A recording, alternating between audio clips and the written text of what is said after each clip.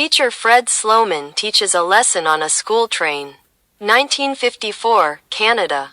The School on Wheels in Canada, which existed from 1926 to 1967, was a unique educational initiative aimed at educating children in remote and hard-to-reach areas.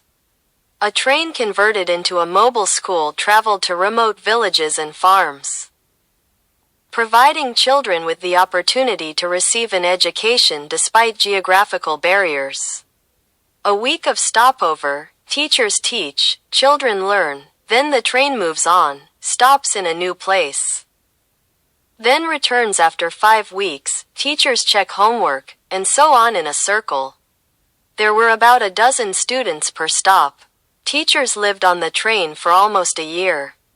Fred Sloman was a record holder in this. He worked as a teacher from the inception of this initiative until 1965.